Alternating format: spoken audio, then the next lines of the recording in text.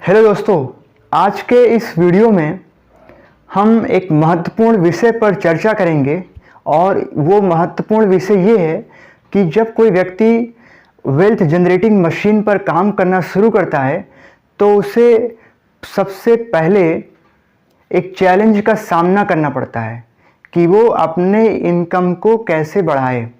तो चलिए शुरू करते हैं। बहुत से लोग जब इनकम को बूस्ट करना शुरू करते हैं या इनकम को इंक्रीज करना शुरू करते हैं तो कॉमन सी मिस्टेक लोग ये करते हैं कि अपने इनकम को वे प्राइमरी फोकस पर रखते हैं और वैल्यू को सेकेंडरी फोकस पर रखते हैं। यही सबसे बड़ी मिस्टेक करते हैं, जबकि होना ये चाहिए कि वैल्यू को प्राइमरी फोकस पर रखें और इनकम को सेकेंडरी फोकस पर रखें। जैसे कि मैं आपको एक एग्जांपल से समझाता हूँ कि एक व्यक्ति है, वो डोसा बनाता है।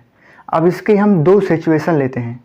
एक सिचुएशन वो है कि वो अपने वैल्यू पर काम ना करके, जैसे कि यहाँ पर मान लीजिए वो अपने डोसा की क्वालिटी को इंक्रीज़ नहीं करता है या उसको और बेहतर नहीं बनाता है, वो केवल और केवल प्राइस को ही इंक्रीज़ कर रहा है, तो यहाँ पर उसको नुकसान झेलना पड़ सकता है। उसकी जो वहाँ पर उसकी इनकम हो सकता हो ना बढ़े।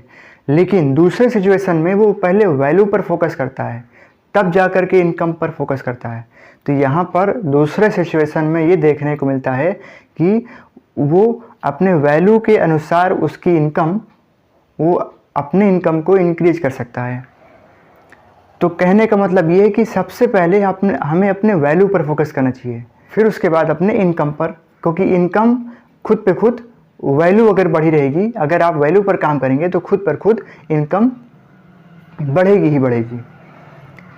तो हमें दो इम्पॉर्टेंट टर्म्स को समझना होगा, एक है इनकम और एक है वैल्यू।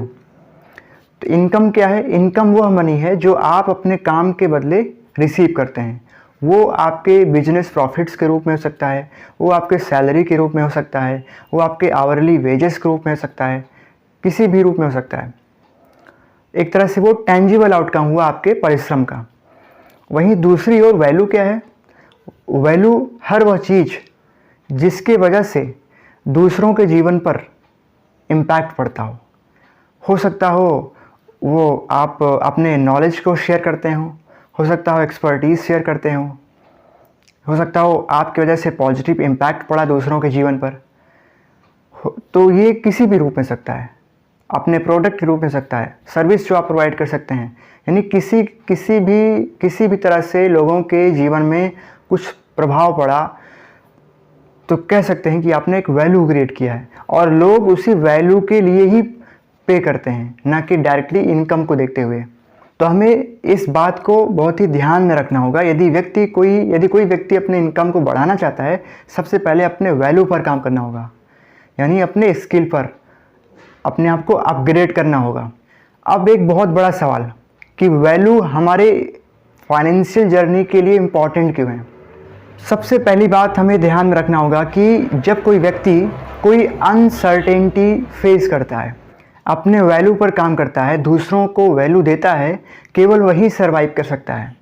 तो जब आप अपने वैल्यू पर फोकस करते हैं तो आप अपनी अर्निंग्स को सर्टेनिटी प्रोवाइड कर रहे होते हैं।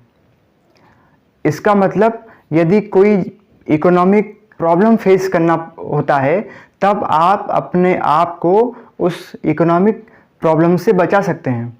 और दूसरा कारण ये है, जब आप अपने वैल्यू पर काम करना शुरू करते हैं तो अपने फील्ड के लोगों के तुलना में आप अपने आप को एक अलग लेवल पर रखते हैं, जिसके कारण हो सकता हो आपके द्वारा जो बनाया गया प्रोडक्ट है या सर्विस आप जो प्रोवाइड करते हैं उसकी एक अलग डिमांड हो।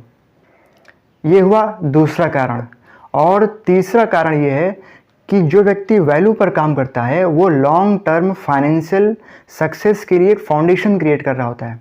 और इसके अलावा जो व्यक्ति वैल्यू पर काम करता है, अपने स्किल पर काम कर रहा होता है, वो जब भी कोई भी फ्लक्चुएशन हो, इकोनॉमिक डाउनटर्न हो, तब भी वो आसानी से उससे बच सकता है। जैसे मैं एग्जांपल के तौर पे आपको बताता हूँ, मान लीजिए अब एआई का समय है, तो जो व्यक्ति एआई पे काम नहीं कर रहा होता है, जो व्यक्ति अपने आप को अपडेट नहीं कर रहा होता है, उस व्यक्ति को पहले ही उस कंपनी से निकाल दिया जाएगा, या वह व्यक्ति उस समय से पीछे चलेगा।